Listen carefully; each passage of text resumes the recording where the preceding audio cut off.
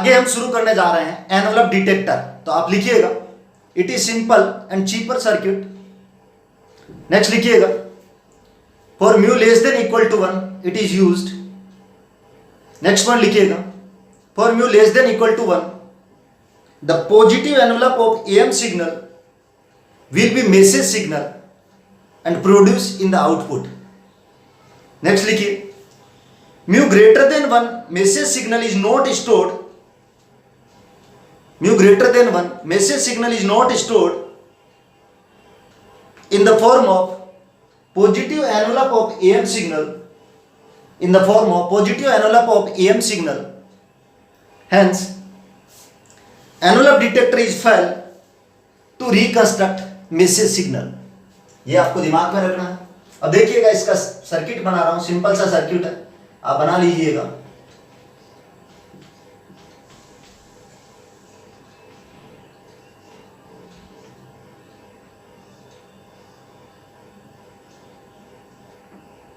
हाँ देखिएगा यहां आरएस है, यहां डायोड है, ये कैपेसिटर है, ये यहां पर आरएल है,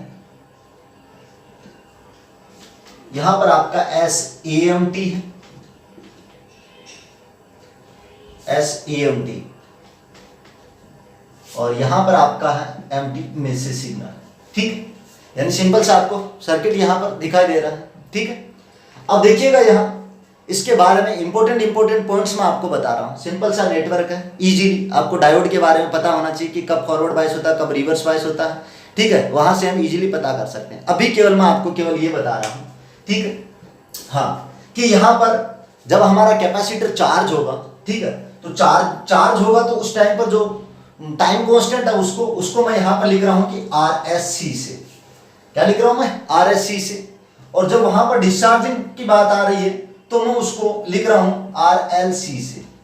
ठीक है, यानी चार्ज होगा, ठीक है, तो यहां पर इस टाइम कांस्टेंट यानी RSC, और यहां इसको TC इंडिकेट कर सकता हूं मैं, और यहां पर डिस्चार्जिंग वाले को मैं यहां पर TD बोल सकता हूं।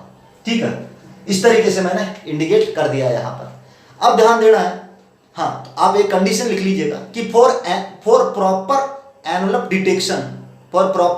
Detection RSC should be small and RLC should be large. यानी प्रॉपर एनवलप डिटेक्शन के लिए ये कम होना चाहिए, ठीक है, और ये क्या होना चाहिए? ज्यादा होना चाहिए। देखिए इसको समझने के लिए मैं थोड़ा सा आपको आइडिया दे देता हूं। ठीक है, हाँ, कि यहां पर ध्यान दीजिएगा, हाँ, मैं एक जनरल आइडिया दे रहा हूं। वो सर्किट है, वो सर्किट को हटा दिया है। आप एक सिंपली ये समझ लीजिएगा, सिंपल सा, कि इस तरीके से वहां पर तो ऐसे AMT था इनपुट, लेकिन यहां पर मैं ऐसे ही मतलब रैंडम कोई भी यहां पर एक इनपुट लेके मैं बना के दिखा रहा हूं आपको। देखिएगा आप, सपोज इस तरीके का कोई इनपुट होता, इस तरीके का इनपुट होता, तो यहां पर मैं बता रहा हूं कि सबसे पहले क्या होगा कि चार्ज होगा, तो मैं इस तरीके से कंसीडर कर रहा हूं, मान लेता हूं कि इस तरीके से वो चार्ज हो गया होगा। ठीक है, और फिर यानी चार्ज तो बहुत जल्दी होना चाहिए, और जैसे ही वो ऐसे घूम के आ रहा है, सपोज ये नेगेटिव हाफ में जा रहा है, घूम के आ रहा है, तो वो उस टाइम पर क्या होना चाहिए? कम डिस्चार्ज होना चाहिए। ठीक है, तो कम डिस्चार्ज होना चाहिए, तो इस तरीके से कि कम से कम डिस्चार्ज होना चाहिए, मतलब इस तरीके से, और देन वो वापस आएगा, इतने में ये वापस चार्ज हो जाएगा ऐसे। ठीक है, तो इस तरीके से कहने का मतलब क्या कि ये चार्ज तो बहुत जल्दी होना चाहिए। ठीक है, यानी वो कम होना चाहिए चार्जिंग टाइम कांस्टेंट। ठीक है, और यहां पर ये डिस्चार्जिंग वाला क्या होना चाहिए? ज्यादा होना चाहिए, यानी RLC की वैल्यू क्या होनी चाहिए? ज्यादा होनी चाहिए, तो ताकि क्या हो, यहां पर कम क्या हो भाई, कम डिस्चार्ज हो। तो इसका मतलब है कि जितना कम होगा भाई, जितना कम होगा उतना क्या रहेगा, ये यहां पर बना रहेगा, यानी पीक को क्या करेगा, वो कंस्ट्रक्ट कर लेगा इजीली। ठीक है, तो इसका मतलब हम क्या बोल सकते हैं कि for proper envelope detection RSC should be small and RLC should be large. मतलब ये पॉइंट आपको क्या रखना, दिमाग में रखना है। ठीक है, हाँ, अब लिख लीजिएगा, एक पॉइंट और लिख लीजिएगा। हाँ, हम डिराइव भी कर सकते हैं, बट जरूर नहीं है, तो इसलिए आप सिंपली सीधा ही लिख लीजिएगा कि फॉर प्रॉपर एनवलप डिटेक्शन, एक पॉइंट और लिख लीजिएगा, फॉर प्रॉपर एनवलप डिटेक्शन या आउटपुट विद एटेन्यूएशन फ्री, यानी without attenuation, RLC is less than equal to under root of 1 minus mu square divided by 2 pi fm mu, इस तरीके से आप लिख सकते हैं इसको, या इसको मैं ऐसे भी लिख सकता हूं कि RLC is less than equal to, इसको मैं ऐसे लिख सकता हूं, ठीक है, यानी डिवाइड कर देता हूं तो ये बन जाएगा 1/μ² - 1 डिवाइडेड बाय क्या बन गया मेरा 2πfm। कोई दिक्कत नहीं, इस तरीके से ये बन गया, ठीक है। तो ये आपको क्या रखना, पॉइंट दिमाग में रखना है। यहां से मैं इसको fm की फॉर्मेट में अगर लिखना चाहूं तो fm को इधर ले आऊं तो fm is less than equal to, यहां पर क्या हो गया आपका 1/μ² - 1 और डिवाइडेड बाय यहां पर क्या आ जाएगा 2πRLC। इस तरीके से इसको मैं लिख सकता हूं, लिखना चाहूं तो, ठीक। हाँ, तो इसको आपको क्या रखना है, दिमाग में रखना है। और एफएम आपको पता ही है कि एफएम क्या है, जो हमारा मैसेज सिग्नल लेते हैं उसकी क्या होती है, फ्रीक्वेंसी होती है, यानी मॉड्यूलेटिंग फ्रीक्वेंसी। अगर मैं मैक्सिमम फ्रीक्वेंसी की अगर मैं बात करूं यानी एफ मैक्स, तो मैक्सिमम कितनी हो जाएगी, ठीक है, maximum modulating frequency without attenuation that can be demodulated by analogue detector is F max is under root of 1/μ² - 1 divided by 2πRLC, ठीक है। तो इस तरीके से ये फॉर्मूला आप क्या रख सकते हैं, इजीली इस फॉर्मूले को आप क्या रख सकते हैं, दिमाग में रख सकते हैं, ठीक है, कोई प्रॉब्लम नहीं है। हाँ, क्योंकि कई बार डायरेक्टली पूछ लिया जाता है, कई बार न्यूमेरिकल भी पूछ लिया जाता है, ठीक है। तो इस चीज को आपको दिमाग में रखना है। तो ये हमारी जो इंपॉर्टेंट पॉइंट है एनालॉग डिटेक्टर के बारे में, वो मैंने आपको यहाँ पर बताया है, ठीक है। तो इनके बारे में आपको क्या रखना है, दिमाग में रखना। आगे हम बात करते हैं सिंक्रोनस डिटेक्टर के बारे में। तो आप हेडिंग लिखिएगा synchronous detector, synchronous detector, synchronous detector, ठीक। तो सबसे पहले यहां पर मैं डायग्राम बना रहा हूं, ये MUL यानी मल्टीप्लायर, यहां पर मैं इसको लिख रहा हूं लोकल ऑसिलेटर, यहां SAMT, यहां पर है मेरा लो पास फिल्टर, यहां पर मेरा आउटपुट यानी मैसेज को मुझे रिकंस्ट्रक्ट करना है। तो ये आपको क्या रखना है, दिमाग में रखना। अब देखिएगा यहां पर मैं केस लेके चल रहा हूं, ठीक है। SAMT तो आप जानते हैं कि क्या है, ठीक है। तो यहां पर देख लीजिएगा, मैं लिख देता हूं SAMT यानी AC into 1 + KMT into cos 2πfct।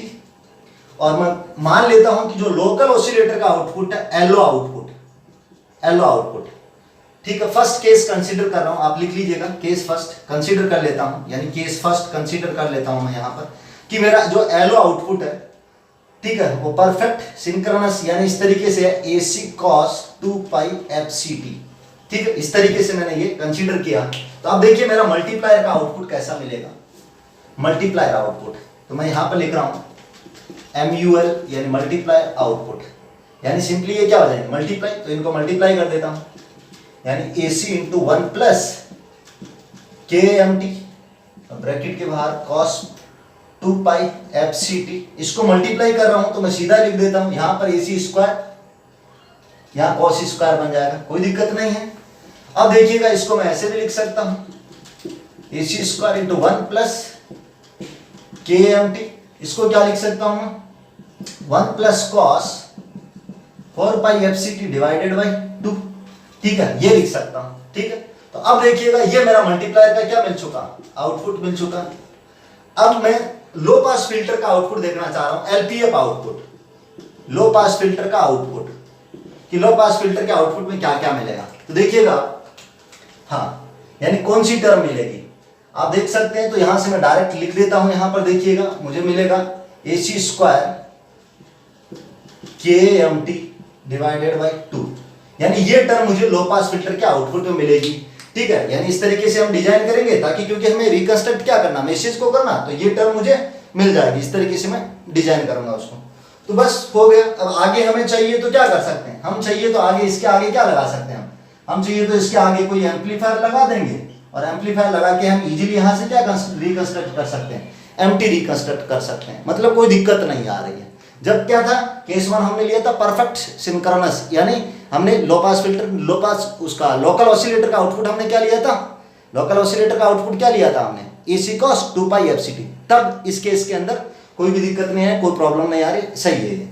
लेकिन अब आप आगे देखिएगा, मैं केस सेकंड ले रहा हूं, केस सेकंड ले रहा हूं मैं, केस सेकंड है मेरा कि एलओ जो है उसका आउटपुट को मैं इस तरीके से कंसीडर कर रहा हूं AC cos 2 pi FCT plus phi, यानी नो फेज सिंक्रोनस, यानी यहां पर मैंने इस तरीके से कंसीडर किया है एलओ के आउटपुट को मैं यहां लिख देता हूं, यानी एलओ आउटपुट बराबर LO output equal to AC cos 2 pi FCT plus phi, यानी नो फेज सिंक्रोनस। ठीक है, हाँ, तो इस तरीके से मैंने लिख दिया। अब देखिएगा, अब मैं देखना चाह रहा हूं कि मल्टीप्लायर का आउटपुट क्या मिलेगा।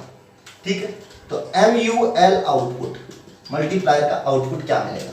ठीक है, तो यानी मल्टीप्लाई कर देते हैं, यानी AC into 1 plus KAMT into cos 2 pi FCT into this यानी AC तो हो जाएगा AC स्क्वायर, और यहां पर लिख देता हूं ये हो गया cos 2 pi FCT plus phi.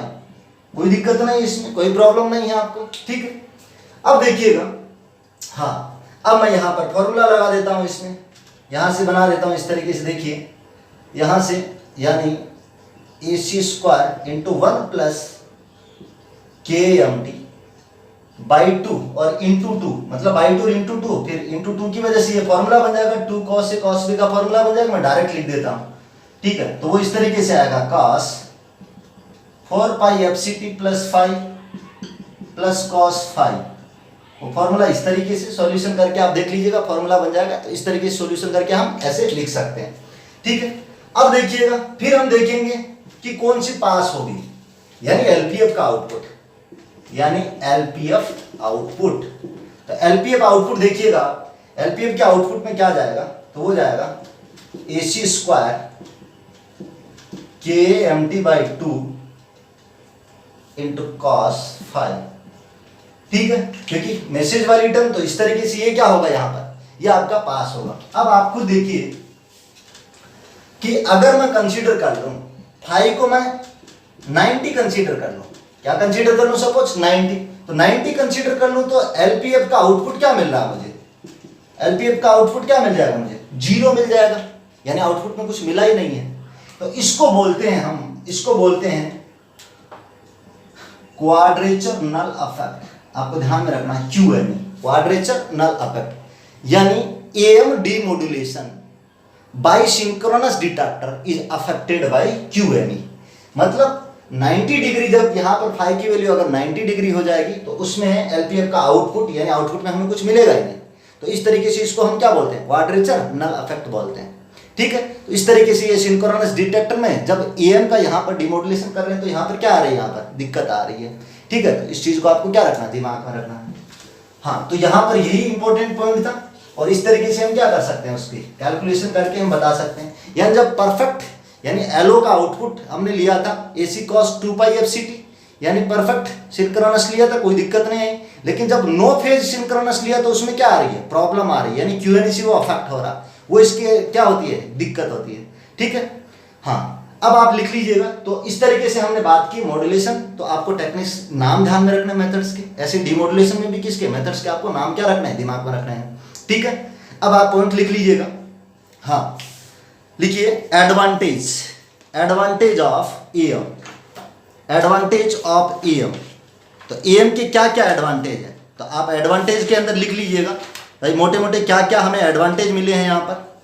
तो सबसे पहले demodulation is simple, demodulation is simple. Next point लिख लीजिएगा, it is used for long distance communication, used for long distance communication.